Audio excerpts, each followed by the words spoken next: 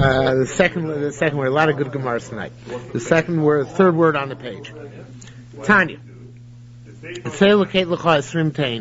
Go and gather for yourself 20 figs. Okay? The Mishali. Reuben says, Shimon, you go, Shimon. Oh, you don't like names. Oh, you don't mind names? Okay. Reuben, go and take from Shimon. You go and take, Reuben says, Shimon, go and take 20 figs of mine. And I'm going to go and I'm going to fill my stomach from your figs. Now, although this might not be such a great deal on Shimon's part, that's not what we're talking about. We're going to talk about it here from the aspect of Trumas and Ma'asros, not about the Yosher aspect here. So, we just started. Come. Tell me in the office. It's office. She happens to be there. You might have to offer a quarter, but there's a telephone. Okay. Tanya, go and gather 20 figs of mine, and I will fill my stomach from your stuff. Now, again, why we're bringing this down here is not for the Yosher, but for the Trumas aspect. Hamamale Kreso, the guy who gets to eat as many as he wants, Potter, he's exempt from Trumas and Ma'asros because he's not eating in a way which indicates that there was a purchase on his part. So therefore there is no kvius of a purchase. Va'ocha b'minyan, the guy who gets exactly 20 though, the count is as if he purchased them. It's as if he was sold 20, and therefore, since minyan is koved rabbanon, he's chayim and trumas u'maisros. So, right, exactly right. Ultimately, the Gemara is going to fall off of this. That's the Gemara's havamina, that the exact count makes it into a transaction for that person, but not for the other person. Okay, Rabbi Bun Bar Chia boy kumi Rabbi Zira. Rabbi Bun Bar Chia asked for Rabbi Zira. Veina dam oichel achas. Doesn't a person eat one by one, Birshusa kol, in a public domain? The public domain is lav dafka, but it means not in his own house, but somewhere else. Upotter, and he's exempt. Amulos, so they said in, yes. So they said, V'hachal lamu chayav. So that's the case here. Why is the guy who's eating 20 chayav? Let him eat them one by one. What's the difference? He gets 20 altogether. The bottom line is that he eats them one by one as snacking. So why is he chayiv? Amar lo mitzarif. So they said to him, no, it's not about a case where he gathers all 20 together. So he makes a pile of 20. Or he makes a pile of 20. That's like a mini miruach kind of thing. It's almost like making a miruach. So says wait a minute. If it's the issue is that he made a pile, I feel even the guy who didn't get a number, he just says he's going to eat as much as he wants. He also makes a pile. Yechayev. They know also mishum chalifin. There shouldn't be any issue whatsoever here because of a purchase. Why should purchase come into account at all? Chalifin literally means barter, but here means purchase. Where's the purchase? So the truth is, Rabbi Shammai. Rabbi Shammai said, "Ein lo chalifin." There is no purchase here. So iskaven isha ze el lahagis libo sheyochal. If the cases like this, Mrs. Hooker, the more here reneges on what I said previously. The case like this, I said, you take 20 of my figs, and I'll take as many as I want of your figs. So at first, we understood that since I allotted to you 20. So that by you it's like a purchase, and you can no longer eat it without meisering it, even as a snack, because we said midrabanan purchase makes something kavua lagabi meisrus.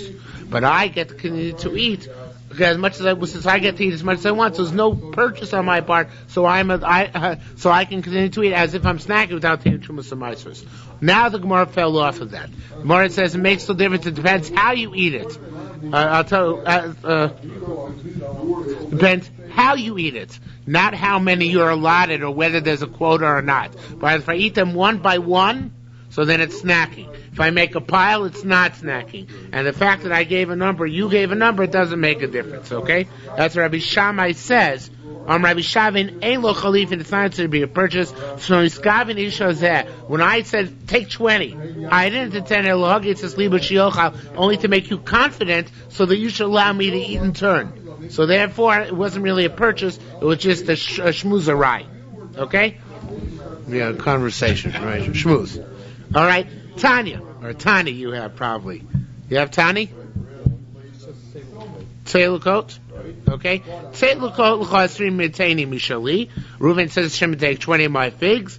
So the guy, even though he has a quota, he's still exempt. He can still snack. It's not considered to be a purchase. So we see Taka, the Bryce in conclusion says that allotments do not make a difference. Okay?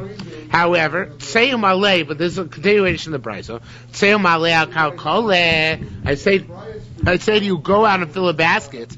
Lo yochal ad shiaser. You can't eat until you're meiser. Why? Because baskets are mini miruachs. They're mini piles. So therefore, in that case, you can't eat until you're meiser. Ba'med for Amurim, this is all continuation of the Brisa. When is this true? Ba'amoritz. If the guy who gives it to me, the guy who says, go out and collect the basket, is an Amoritz. Ava b'chover. But what happens if the guy who said, go out and collect the basket, is a Talmid Chacham? Eichel. Then I, the person who's going out and collecting the basket, can eat. Ve'en tzarich leiser, and I don't have to take off meiser. Divrei Rebbe, according to Rabbi Nasi. Or Shingam Liomer? No. Ba'med v'remurim ben Ba'amoretz? Not true. Ba'amoretz? If the Amoretz tells me to go and take a basket, so then I have to take off Trumas Meisers, but only as the Mai. Because maybe the Amoretz took off Trumas Meisers himself before I collected my basketful. Abba b'chover. But if a Talmid Chacham tells me to go out and collect the basketful, misaknon vadai. I, the person who's going out and collecting the basket, must definitely go and rectify the fruit in the basket. I have to assume that it's not rectified at all. Why is that? Because chaverim, Talmidei Chachamim, they do not separate Trumas and Meises unless both the substance being tithed and the food being removed as the tithe are in the same location. So therefore, if a Talmid Chacham says, go out and eat in my field and make a basketful, he has no wherewithal. He would never take Trumas Meises off that, because he's at home and I'm out in his field and Shalom min Hamukaf. The substance being tithed and the tithing food are not in the same location. So he would not take Trumas Meises off in that way. And Amoritz might. That's if an Amoritz tells me to go out and collect in the field. So when I do go and collect and I do take off Trumas Meises, it's the Mai. It's a question. But a Talmid Chacham never would. So therefore, if I go out to the field and collect, and I have to take off Trumas Meisers, it's as vadai. It's definitely assumed that no Trumas Meisers are taken off. Rebbe said, Roy ani es devorai midivrei Abba. I like my pshat better than Tati's pshat. Rosh Gamliel was his father. Why is that? Mutav sheitrumu shalom min hamukaf. It's better. A Talmid Chacham he's faced with two alternatives, neither of which is pleasant. One of them is to take Trumas Meisers of stuff which is not in the same place as the stuff which he's using in order to take up Trumas Meisers. But the other alternative is that the guy out in the field is going to eat tevel, is going to eat stuff which is not tight, right? So which alternative is better? It's better to sin the minor sin of taking Trumas Meisers Shalom min Hamukaf than to sin the major sin of letting the Amoritz eat tevel. And this, in fact, is Bavli as well. The Bavli also brings this down. Okay? Urani is Varim Divrei Rebbe, Divrei Abba Bavli and Erevin. Mutav Shitemu Shalom min Hamukaf, Lo Lachil Amoritz tevel. Better that the person should take off Trumas Meisers, even though they're not in the same location, than that the person out in the field should collect and eat tevel. What? Yeah, of course only the Rabban, right. Rabbi Zira said, Mi divrei shneim, according to both of them. Afilu chaver shesholach lechaver tzarich leiser. If Reuven sending Shimon grain, this is a different case. Reuven sent Shimon grain to eat. Reuven is a Talmid Chacham. Shimon is a Talmid Chacham. Reuven still has to take off Trumas Meisers. Reuven, the sender, has to take off from the stuff he's sending Shimon Trumas Meisers. Why is that? Why should he have to take it off? Because the chaver, before he sends it out, Reuven, before he sends it out, he's got all the stuff at home, right? It's all in the same location. You're not supposed to send the fruit before you're masaking it. Here he has the opportunity, he's sending that food out, and it's all in the same location, that he should take the Trumas Meises, min hamukaf, from everything together at once. Literally, min hamukaf means from stuff which is bundled together, so he has to send it or take off before he sends it off. Okay? Now, having boy b'nei Meimar. The people in the yeshiva, they wanted to say perhaps a little bit dichotomy here. There's a little bit distinction.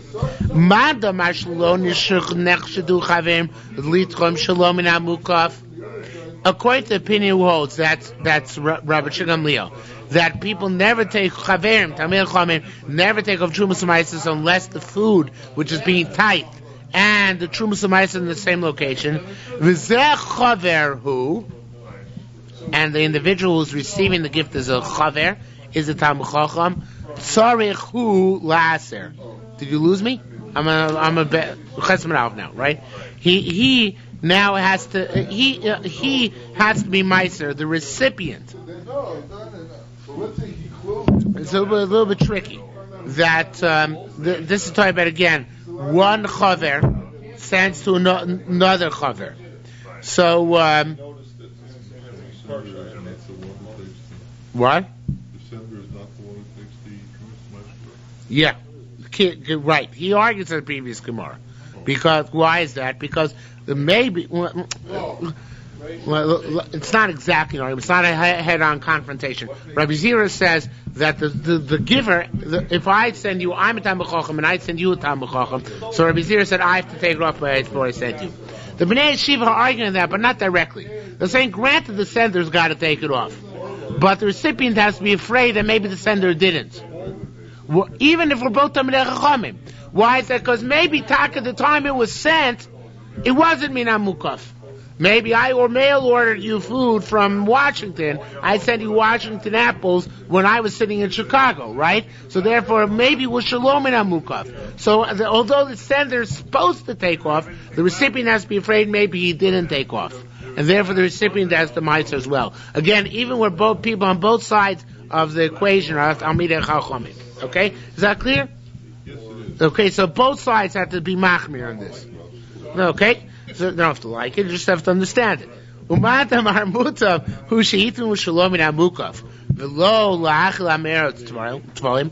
What about the person who says? What about Rebbe, who says that it's better that the chaver should take off trumas and maitzes from when they're in two separate locations, and he shouldn't have to give an amoritz tevel? Right? In other words, it's better to transgress the lighter affair. The amoritz should not eat tevel. The truth is, that's good. That's true when you're sending to an amoritz. But he also agrees where a chaver sends to a chaver, so maybe the chaver who receives, you the recipient, not to be afraid that I, the chaver who sent you food which is not in my possession at the time. So therefore, in this issue, there's not going to be a machlokas. When one chaver sends to another chaver, the sender's got to take off. The recipient also has to take off because he has to be afraid that the sender didn't do it. That's what it's saying here. Both Rebbe and Shimon Gamliel agree in this case. The only case in which they have a machlokas is when a chaver sends to an amoritz. So according to Shimon Gamliel, when a chaver sends to an amoritz, he still cannot be Torem Shalom in Amukov. Can't do it. He can't take off Trumas and Maitzes here on fruit which he's sending from Washington State. According to Rebbe, he can. In that case, the chaver can't take off Shalom and Amukov in order to save the amoritz from eating tevel. But where one chaver sends another chaver, there's no practical difference, and that's what he's saying here. Okay, v'zeh chaver, the recipient, tzarich u'laiser, he has to be meiser. Again, in this case, both according to Rebbe and according to Gamliel, there's no practical difference. Both the sender and the recipient have to meiser. Rabbi Yonah asked, Hachat avid lo chaver. In the Brisa it said, the beginning of the Brisa said that he can send them out with you send out a guy with a basket. You say go collect figs. So it sounds like you can rely on him to take off his own trumas and maasros. So he must be a chaver. Then the end of the Brisa discusses whether you can take off, whether you at home can take off trumas and maasros on him out the field. So which one is he? The Brisa seems to be an inherent contradiction. Not a major contradiction. But it sounds to me in the Brisa like we're dealing with talmid chacham. We're sending out the basket, say, go pick. And the end of the Brisa was saying, maybe it's not a talmid chacham. That's why we're discussing how we could be masaking him by meisering on him from a remote distance. So says the Gemara, Rabbi Yossi, kan v'kan bo amoritz. We're talking about an amoritz. The Brisa is consistent. It's an amoritz across the board. However, there are those who are masakin. and those are the ones you can trust to give them a basket.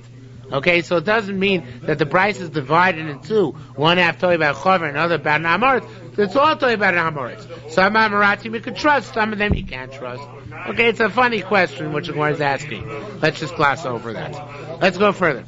Rabbi Yossi b'Shem Rav Sheshes. You have the two dots there? Do you have the two dots there? You have just go straight to Rabbi Yossi? Okay, it's a new issue. Rabbi Yossi b'Shem Rav Sheshes. And Rabbi Lezer, Rabbi Yossi b'Shem Rabbi Abin, both said, "Homel Chavero." It's a very interesting halacha here. I say to my friend, "Hareini meiser yotcha." I'll meiser for you. Ein tzorich la'amaribo. I say to you, I'll meiser your crop for you. You can trust me. You don't have to go and stand with me out in the field. You trust me. Ask the Gemara Kasha contradiction. Tamotzin, and over there it says in Sechta Eruvin. I send my Erev Tchumen. So where does it have to be? Where does it have to be put on Erev Shabbos? Erev Tchumen. Where does that have to be put? 1,000 amos outside the city, right? I send my Erev Tchumen in the hands of a Cheresh Shoita Cotton. It's an imbecile, deaf music, an imbecile or a child, or somebody who doesn't admit to the whole halach of Erev. Ain't no Erev. It's not valid. And if I said, however, to somebody else, you know what? Yankel the imbecile, you don't have this, do you? Because it's a continuation of the price of there. Okay? It says there, it's critical that you know this, because it's like Yerushalmi very often bring a raya from the end of the statement over there. It says there, if you told somebody else, go and receive it from him. In other words, make sure Yankel the Kotan or Yankel the Cheresh brings it. So it says there that that's okay. Okay, you can assume that it could happen all right. It says well, no. But Rabbi Lazar says this you have right. But Tzarech Lamorimo. In that case, there you have to check up on it. You have to go out and make sure that it was done properly, even though you told somebody. So now there's a contradiction here. Somebody comes to you and says, "I'll take care of your meister for you. You can trust him. You don't have to check up on him." There, if you tell somebody, "Go make sure that my erev is done properly," you have to check up on him. No, you told somebody else, "Make sure the cotton does it properly." You still have to check up on him. So, what's the difference? So it says Gemara, very basic difference. There, it's talking about where there, since there was a child involved, in other words, the guy who was taking the eruv was either a cheresh or a cotton, so you have to have extra precautions. And even though you told somebody to make sure it's done properly, you got to double check it. So a simple thing. There, since there was a cotton involved, you have to double check. Here, everything is a gadol. Says that's one answer. Rabbi Chanina b'shem Rabbi Chananya b'shem Rabbi Chanina says, "Afilu temer kan v'kan b'gadol." It's a great answer. I think you don't have most of the answer in your Gemaras, I think, but here it's a very clear, very interesting. Kan v'kan b'gadol, both by Meiser and by Eretz Tzlai an adult. Or or maybe both by Meiser and by a child. A child, of course, by Meiser, he has to be old enough to do what? To take up Trumas Meiser, which is how old? How old do you have to be in order to take up Trumas Meisers? Give you a hint, it's like a netter. But in the last case, he told him how old? To take a netter.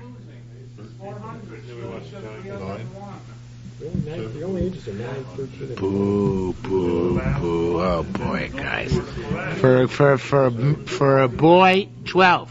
For a girl, 11. Mufla samuch leish. Yeah, comes back, right? So it says the Gemara, Tamad ba'omer lo. So it says the Gemara, could be talking about God on both cases or cotton in both cases. Tamad ba'omer lo. Over there, it's where you say to him.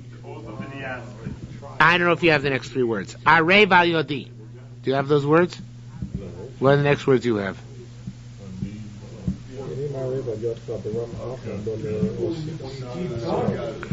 Oh, this is completely different. Okay. Tama ba'emelo arev al yodi. I send the guy and say, do it for me. B'ramahacha b'oimer lo. Here the guy says to me, "Ani ma'aser yodcha," I'll do it for you. Do you understand? Here I'm asking somebody in the case. Sorry. Right. When you initiate it, you have to double check. By the Erev case, I'm asking him to do it for me. You have to double check. In the case of the Meiser, he came to me and volunteered. There I don't have to double check. So it all depends who initiates it. Okay? Our case learns from this case. And that case learns from our case. This case learns from that case. Where I say, I, the owner of the fruit, say to somebody else. Now here again, a change of gears from your gears. Haser al yodi, you be meiser for me. In other words, I ask him to do it. So I got to check him out afterwards. In that case, learns from our case. When the volunteer comes and says, again, a change of gears. Ani ma'arev al yodcha, that I'm going to do it for you. In other words, if somebody volunteers to take charge of your Eruv, she'eno tzarech la'amadimo, you don't have to check up on him because the Samch is going to do it properly. Okay? So far, so good. Let's get back to the previous case. Tanya, went to the Raisa. I'd say, go collect 20 dates from 20 figs of mine. Cases are previously. You don't have it. You have it? Okay. So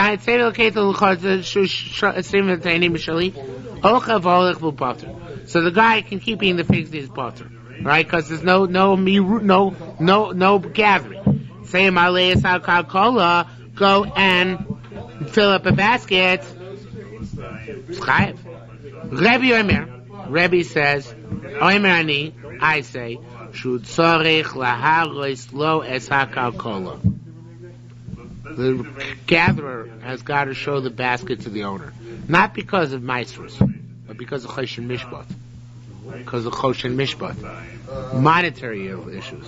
He might take too many. Whereas a basket is a relative thing, right? I said fill up a basket, but that could mean this much, that could mean that much. So therefore, because of monetary issues, he's got to show the basket to the balabos. Generically, however, what's the measure of basket? Rabbi Shmuel Bar Nachman said, Stam Kalkola, generic basket, we're on Chesed and Beis now at the top. Shel Arbas Kabin is 4 kab. Uktana, small basket, Shlosha Kabin. Ugadola, 3 big basket, Saw, which is 6 kabin. Okay, so it's 4, 3, and 6. Tani, we learned Gedola and B'chusa Misah. A large basket is no less than 6. Beinonis, a middle basket, and a B'chusa Mitarkav, it's no less than 3. You don't have any of this? What's the next words you have? Okay, I'm getting there. Ketana, a small basket, and a B'chusa Kabayim, it's no less than 2. The Brisa said the exact same thing as the previous Gemara. They're just repeating it as a Brisa opposed to statement of an Amora. Rabbi Yonah boy. Rabbi Yonah asked concerning this Brisa which I just read to you. L'maiser sisamers, is this in terms of meiser? Or l'midas adin in terms of choshen mishpat, in terms of monetary issues. Now here the Gemara says a very interesting thing. The given is it's axiomatic that meiser is more severe than choshen mishpat, because meiser is a problem of iser v'heter, right? Choshen mishpat is not iser v'heter. Basically, what it means is I can be moichel to you if it's choshen mishpat, it's a monetary issue. We can be moichel. So it doesn't have to be so exact. But if it's a matter Meiser, it's got to be exact and precise. So it says more, what's it for? So, if you're going to say it's about Meiser, it's a Marta, if you're saying the Meiser, this works, it certainly works for Choshen Mishpat. Now, what does it mean for Meiser works? It means 5, 10 baskets. I can assume that they're all uniform, and I can just take one of them and say, let this be Meiser on the others. That would be for Meisers. That there's assumed uniformity in the share of the measure of the baskets. If it works for Meiser, then it certainly works for Choshen Mishpat. If, however, if for Choshen Mishpat, however, I assume that the baskets are all uniform, and therefore, in terms of buying and selling, we assume uniformity. That does not imply on the Meiser law that is true in terms of Meiser as well, because there it might be more severe. Right? One has to do with norms of the marketplace. The other has to do with what is exact and precise. Rabbi Yossi Pshita Leidila Meiser Sisa Marta. Rabbi Yossi had it clear that it was stated vis-a-vis Meiser. The Koshke and Lamida Sadin is certainly true by Chosh Mishpat. Okay, let's go back to the Mishnah. Why? Back to the first Mishnah in the Masechta. Now this Mishnah, this is full of Chidushim, what we're going to learn now. It's an amazing concept. Relativism. Only works in the Rabbanans probably. Okay, Yeshim B'Shar. Do you have that in the Mishnah? Third line down.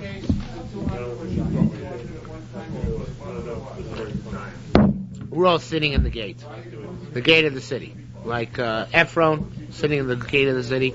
We're Yeshim B'Shar or B'Chanus. We're sitting by a store place, so a storefront. And now Moritz comes by. Varmei says to all of us, take for yourself figs. Hein Oichlin.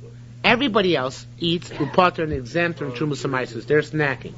However, Ubala Shar, the owner of the gate, I'm not sure how somebody owns the gate of the city, but the owner of the gate, maybe it's the turnpike keeper. Ubala Chanus, and the owner of the store, they're chayiv in Trumas Ma'asros. Why are they chayiv in Trumas Ma'asros? Because for them it's kfiyas. Why for them is a kfiyas? Because it's like their house.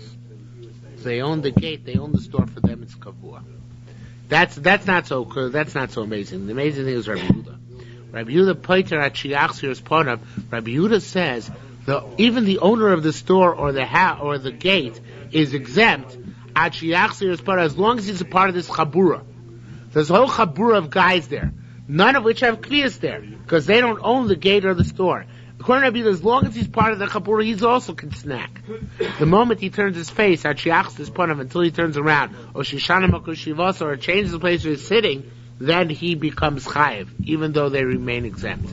So he can no longer snack. He can snack while he's with them. He can't snack once he leaves their company. Okay? Let's go back to the Gemara. You should have Hadar Marah right at the top of Testament Aleph now. Right at the top of Testament Aleph, you have it? Hadamra, this teaches us Shebeso Tovel Lo Avalo Lacher. We can extrapolate from our Mishnah that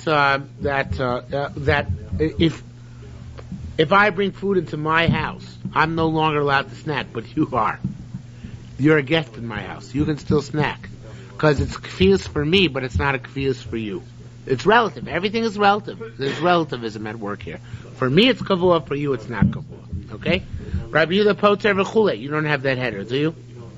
Rabbi Lezer, you got? Rabbi Lezer said, Rabbi Yehuda, Rabbi Nechemia, Amru Davar Echad. Rabbi Yehuda and Rabbi Nechemia both said the same thing. Now remember, Rabbi Yehuda said the owner is exempt as long as he's sitting together with the other guys. You know, he's playing backgammon, sheshbesh with them. Right? So as long as he's doing that, he's exempt. So Rabbi Yehuda and Rabbi Nechemia, Amru Davar Echad. What do they say? Tnina, we learned over there, Taman. We learned over there, Rabbi Nechemia, Kosha ein Adam Bosh Milecho B'Socha Chayeves. It's a very interesting thing here. Any time a person is not embarrassed to eat there, he's chayev. Now, what does that mean? That means we're talking about the good old days. People were polite, and polite is not the right word. They had very strict. They're Victorian. Etiquette was very strong. So people wouldn't eat in the marketplace. So wasn't a nice thing to eat in the marketplace. So therefore, people are, as any place where you're embarrassed to eat, you can snack. Anywhere where you're not embarrassed to eat, it's considered to be a kfiyas. So things are very relative, depending on where you are. You might be chayiv, you might be potter. Ad kedei kach, it's relative. Okay? When you're embarrassed, you're exempt. Where you're not embarrassed, you're chayiv. So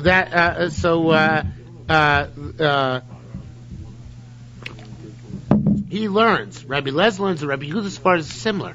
Rabbi Yehuda's svara is when he's with the chabura, even though it's his store, he's not going to eat, right? Even though it's his store, because the guys in the chabura, they don't eat because they're embarrassed to eat. It's a public place. So when he's with them, he's still exempt. He's not going to snack. He's not going to snack. When he goes back into his store later on and changes place, then he's no longer embarrassed. Why is he no longer embarrassed? Because it's his store. It's his place. So then he becomes chayiv. Okay? Okay? So it's very interesting. Halacha. What? Because when I was a little kid, Yeah. we wouldn't eat in the street. Winning the street. Yeah. See, I think it's changed since you were a kid. Yeah, I think I didn't know that. I didn't know that you were a kid in Victorian times, but all right. back in the old days. In the olden days. Delancey Street. Yeah. I'm Rav Yossi. You didn't even eat the pickles walking down Delancey Street. I'm Rav Yossi. When I was a kid, we used to walk down Delancey Street eating pickles. I'm Rav Yossi. Rav Yossi said, having on Savrin Meimar, they wanted to say, I don't think you have the next two words. Ma pli Rabbi Yechevi Rabbanan. You do have those words? Ma pli? Okay, Ma pli Rabbi Yechevi Rabbanan. Where do Rabbanan and Rabbi Nechemia argue? B'chotzer shu bosh milecho lecho bekula. Where they argue? In a courtyard where they're embarrassed to eat in the entire courtyard. The entire courtyard is a place where they're embarrassed to eat. There's a machlokas Rabbanan and Rabbi Nechemia. Okay? Rabbanan hold that since they're embarrassed in the entire courtyard, so therefore, there's no such thing. There's no such thing as being chayiv and trumas ma'asos there. However, wait, I think I have the So they want to get out of it. uh, They wanted to get their mansion. Everybody knew that they had only gone and sold their property because they needed to buy. so let me read the next line, then let me come back, because I'm not sure who holds what. Let me just read the next line. I went back, in the courtyard where he's embarrassing the entire courtyard. What happens, part of the courtyard is kind of, private, and kind of is public. So part of it he's embarrassing, part of it he's not embarrassed to eat. Okay, now I have it. Rabbanan hold. In a court, Rabbanan holds not do with busha. Busha's not a factor. If it's your courtyard, you're chayiv with trumas ma'asros. Makes no difference. Rabbi Nechemia holds, it depends. If you're embarrassed to eat there, then we still exempt you for trumas ma'asros. You can still snack there. Okay? Says the Gemara, where does Rabbi Nechemia and Rabbanan argue? By a courtyard where you're embarrassed the entire thing. So Rabbanan holds embarrassment is not a factor. Rabbi Nechemia holds embarrassment is a factor. Therefore, according to Rabbanan, you may no longer snack. According to Rabbi Nechemia, you are allowed to snack. What about courtyard where half of it is secluded and you're not embarrassed, and half of it is not secluded and you are embarrassed? So in that case, so the Gemara wanted to say that there's no machlokas. Even Rabbi Nechemia agrees. Since in part of the courtyard you're not embarrassed to eat, so you're not allowed to snack anymore. Your heter to snack fell off. Okay? In a courtyard itself, as long as part of it is secluded, that courtyard is mechayiv you and trumas ma'asros, i.e. you're no longer is allowed to snack even according to Rabbi Nechemia. Okay, so says the Gemara. What? Yeah. Right. You don't have to own the whole thing. That's right. Ownership would probably be a factor in this as well. That's right. But it doesn't mean as long as you own a part of it, so by definition you're going to be chayiv and trumas ma'asros. Right. Mimadam Rabbi Lezer Rabbi Yehuda. However, that was what they thought to say.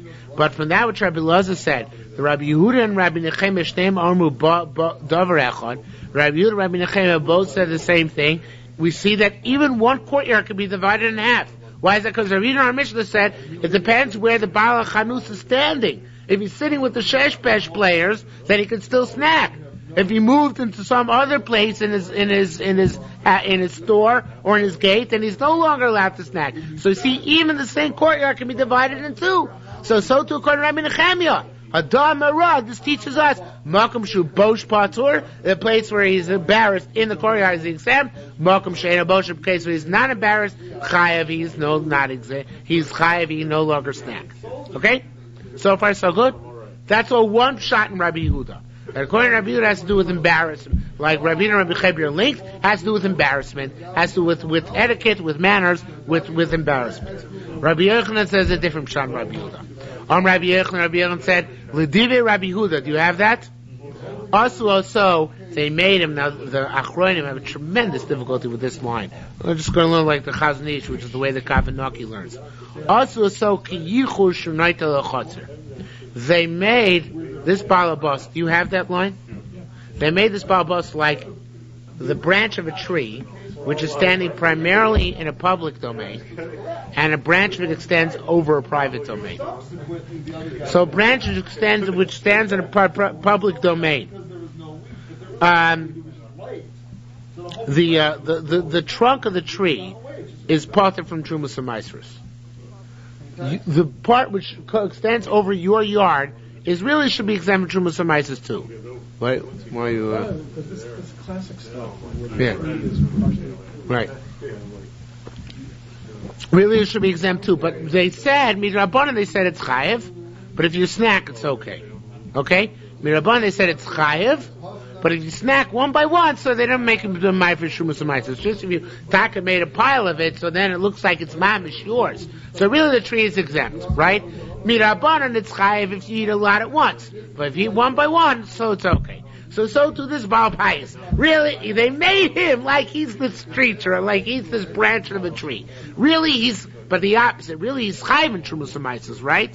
But as long as he's hyperextended into this group of people here, as long as among them, they say let him be potter just like their potter. Okay? So he's like the branch of a tree extending somewhere else. So too, he's right now extended to a different group. He gets a different parameter. Okay, is that clear? According to saying, even when making values, people realize is an issue with this. If he moves, no, it's not embarrassment. Now, according to Rabbi Yochanan, it's not. Again, I probably didn't state it clearly enough. The tree, really, it's potter. But the branch which extends into my yard, Midrabanan, they made it chayev. The only way I can get out of the chiyuv is I eat it one by one. But really, if I make a pile, I'm chayev, right? So although the branch of a tree, when it extends into my yard, as long as it's extended in my yard, loses its classic halacha. Classic halacha is potter, extended into the yard, it's chayev. So to this guy, really, it's his house, it's his chanus. He should be chayev in Trumas Ma'asros, right? Extend him into the group, though. So when he's extended into the group, when he's standing with the group, then they gave him halacha that he's potter. Okay? So again, it's a wild and woolly comparison here. It's a classic Yerushalmi comparison. That's why the Achronim go to town here. But that's what the comparison is being made. Okay? Says the Gemara, Al daiti to Rabbi Yochanan. According to Rabbi Yochanan's logic, he's only exempt under three conditions. The Baal Bayis is only exempt under three conditions. A, Ochel achasach is eating one by one. Just like they're exempt when they snack, he's exempt when he snacks one by one. Uvochel b'rshus hakol. He's eating in the area where everybody else is standing. Uvemishayir. And Mishayir means that he leaves some for them. In other words, he's eating together with them. What if he's sitting with them, but he takes all the figs for himself, right? So then he can no longer snack. It's only because right now he's completely extended, part and parcel of this group, that they gave him this aberrant halacha as if he's one of them, even though he's really not. Okay? Again, he has to be three conditions. He's eating one by one, and he's eating with them, in other words, in their chabura, and they're all partaking of it. In other words, he's leaving some for them to eat.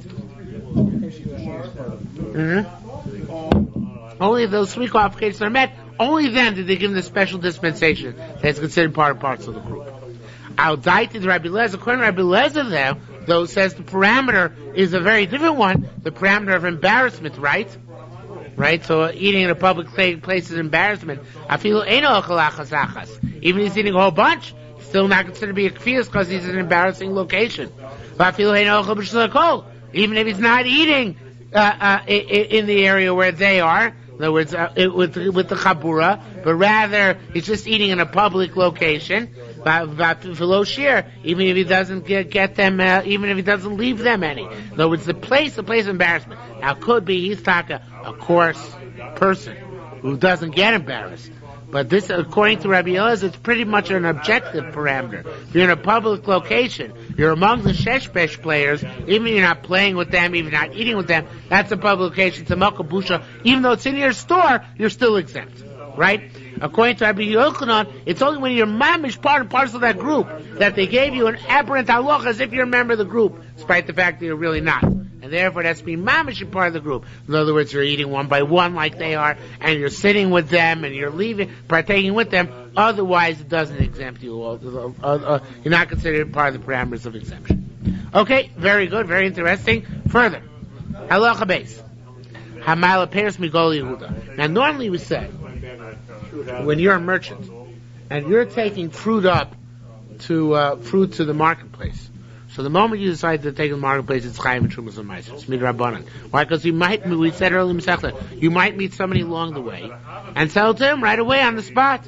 So you're not allowed to snack anymore. That's it. No snacking because it's already designated to be merchandise. But what if you're in Yehuda, where oranges are 25 cents a bushel, and you're in Galil, where oranges are 25 cents a bushel, and you're going to Yehuda, where oranges are $1 a bushel, much more expensive, then you're not going to sell along the way. So it doesn't become chayiv and trumas and ma'asros. You're still allowed to snack until you reach Yehuda, until you reach the next area where you're going to sell. Whereas in Washington, apples are a lot cheaper. Not chayiv and trumas and ma'asros until you reach Illinois. Okay? I'm not paying to go to Yehuda, or Yerushalmi, or he's going up to Yerushalmi, the same idea. Ochel, he can snack until he gets to the place where he's going, and so it's on the way back. Vice versa. If he's taking fruit in Yehuda, it's selling for more expensive in Goli. The peddlers who are going from place from city to city, they can eat until they get to the place where they're going to spend the night. Rabbi says the first house you come in is considered to be your house, and you can no longer snack once you get there, and the Gemara is going to explain what he means. Itmar. Right? Going to the Gemara, you go straight to the Gemara. Do you have the word Itmar being in the Gemara? Do you have Itmar? Okay. Perish Shaloknan, right? Perish Shaloknan Shlo Tzarech HaShabbos. The fruit which was gathered not for the purpose of Shabbos.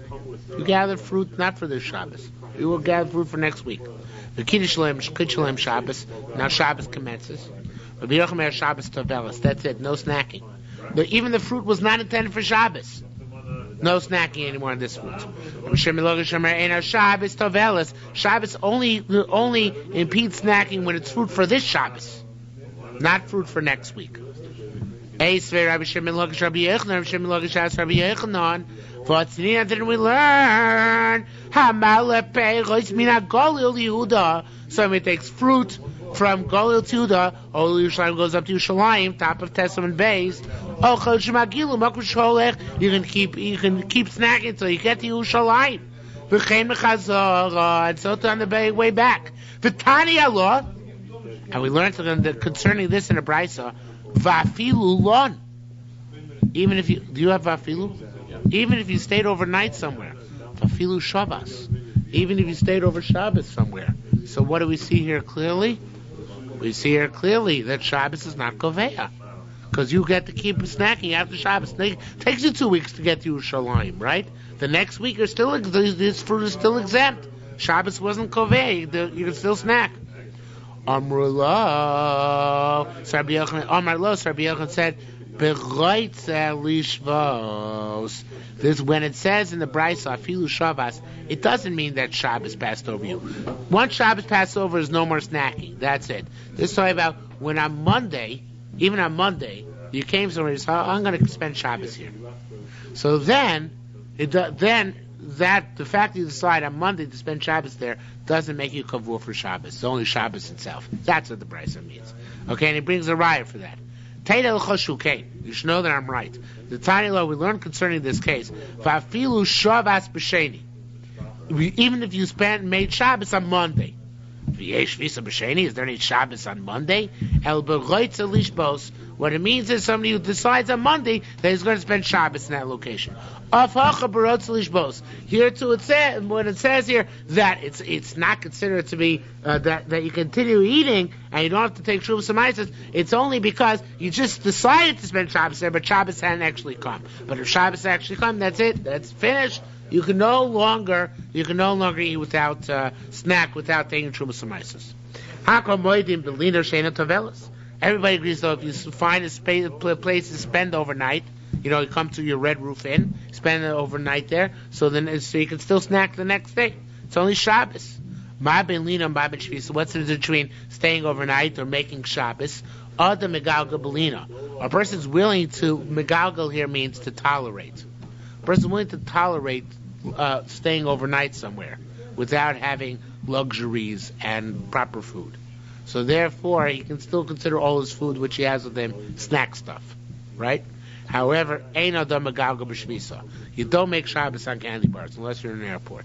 So therefore, since a person is not megalgal b'shvisa, the person doesn't tolerate spending a Shabbos without luxury. So therefore, on Shabbos, all of his food which he has with him already becomes kavua. It's no longer regarded as snack substance, but rather as true food stuff, and therefore you can no longer snack with it anymore. Okay? Similarly, although this is not directly linked to our issue, a person who spends Shabbos, chveis, in the middle of a motel in the middle of nowhere, right? A person doesn't spend Shabbos except where there's a established Jewish community. Okay, that's just editorializing, but you get the point. For Tanya, ask the Gemara. You don't have Tanya, do you? Well, yeah, but it's a kasha. Ma'aser Rabbi Yeshua Shem Halachach Rabbi Yochanan Zakkai. So Ma'aser Rabbi Yeshua, he was following. Do you have the? You lost the place? Do you have it?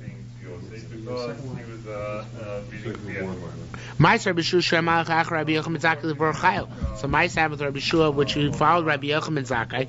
He was tagging along with it to Bror Chayil. And people in those towns brought them fruit to eat. Amru so they asked, Manu Lasser. You don't have that, do you? Okay, so yeah, but the question, he just brings out that they asked, do we have to meiser it? Varmalan Rabbi Yeshua said to him, now you have it, right? Rabbi Yeshua said to him, Im lanu kan, anu chayavim Lasser. Depends. If we spend overnight here, then we have to meiser. If we don't spend overnight here, we don't have to meiser. So the kashas we see even overnight, even lino, even overnight stay requires you to meiser. So what's with this Rabbi Yoshua thing? So Rabbi Yeshua daito nikia.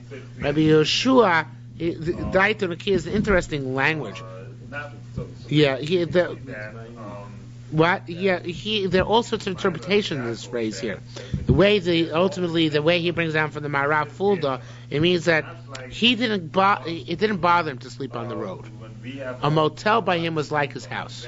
I guess maybe he slept in suites, so I don't know. But a motel by him was like his house. So therefore, for him, wherever he spent the night was like a kfius, just as if he was home. So other people, when they're in a motel, they don't feel comfortable. So it's not considered to be a kfius, and they can still snack. But for him, wherever he would stay, he didn't have any problems. Like what the Yerushalmi says, the Baba says, daito yofa. A person who's not sensitive, lashon sagi nor, is called in a euphemism, daito yofa, right? He doesn't have he's not sensitive, overly, fussy. Right, so he wasn't so fussy. So for him, every stay was like a house. Amalei Rabbi So Rabbi said, "B'chol Mashatie." So what? Everybody else literally Shati means everybody else is an idiot. But what it means here in this context is, so everybody else, when they come to a motel, they are imbalanced. There aren't some nice motels. It depends what style motel. It depends if you stay in Motel 6 or if you stay in whatever Holiday Inn, right? But Holiday Inn's God's fine, right? So everybody should be chayiv in Trumas and Meisos if they stay in Holiday Inn overnight, right? So says the Gemara, no. Ela Rabbi Yeshua the Leviah say shchichale. Rabbi Yeshua, he had people who used to accompany him all the time and try and join on with him, and they used to make him feel really good. And they used to do sorts of some nice things for him. So by him, do Amar Halina Toveles. By him, to stay overnight somewhere, since he had so many people who wanted to do good stuff for him, by him staying overnight made sure that he can no longer snack. Because Mamish, Mein Olam Abba by him. Shar B'nei Amma. Other people, delay Slavayos and Shricha. People don't always accompany them and help them out when they come somewhere. So, Ein Lino Tovelis. By them, staying overnight doesn't make a kavur for Trumas and Meisers. Ask the Gemara, Vatzin, and I have a kasha from our Mishnah. From Mishnah it says, Mr. you still have the place? Rochle Mechazim Bayoros. It says peddlers who go from city to city, they can snack until they get to a place where they're going to stay overnight. Mao Mokum. So it says even if they stay overnight, sounds like even in Motel 6, they certainly don't have people who come and help them out, right? So how come they, when they stay overnight somewhere, have to meiser? Says Mao Mokum Lina Beso. It's interesting. They had the peddlers had specific places where they stayed. So this says specific places where they stayed. It wasn't just a motel room. There were specific peddlers' inns, or they had rented rooms. So therefore, truck stops, right? So therefore, for them, that was a kfiyus bias. Okay. Rabbi Shimon ben Lakish b'shem Rabbi Yosha said a similar idea, although it's very not clear exactly what the Gemara means by this. But could go ilan the Kfar Chananya, it's like the people in Kfar Chananya. The inu nafkin v'sachon arba chamesh kiryan. They would do 4 or 5 areas in the vicinity, 4 or 5 cities in the vicinity. Va'island damchin v'otein, and they would go and sleep in their houses. Now, in their houses means in their house and location. In other words, they had in every 4 or 5 cities, they had one specific house which they would come back to each night when they were in that vicinity. So this is more than stam a motel room. This is like a semi-fixed area. So therefore, this is considered kfiyus once they came to this place at night. Since this is quasi house, so then they would be kavua. It's interesting. I'm supposed to say it applied bisman as if you had a motorhome. If you had a motorhome in Eretz Yisrael and went from place to place, so every night when you set up your motorhome, that would be a kfiyus, because that by you is a house. So you merely wouldn't be allowed to snack anymore at that point on it. Okay? Let's just go to the Mishnah. You don't have that header, do you? Do we have Tiny Rav Chalafta, right? So Rav Chalafta said, the first house you reach is Mechayim and Trumas Ma'asros. Why is that? So it says the Gemara, Tiny Rav Chalafta ben Shol, he said he learns into this is how he learned to Rabbi Yehuda. We don't pass Rabbi Yehuda, but he says, Rotzu Adam Falech Asokov. A person wants to split up his dealings and wants to leave stuff in various different houses, so it'll be easier for him to come pick up his merchandise next time around. So Bais Rishon Shupogev Lolun Sham. So he puts some of his stuff in the first house where he comes to, and it's as if he's going to sleep there that night, even though he's not necessarily going to sleep there. So therefore, once he leaves his fruit there, it's considered to be his mokom lina, and therefore he's chayev. He's not kavur for trumas u'maisas. It's not going to be snacking anymore, because that he's already going to set it down like a base camp there for next time around, and therefore it's kavur for trumas u'maisas. We'll stop here.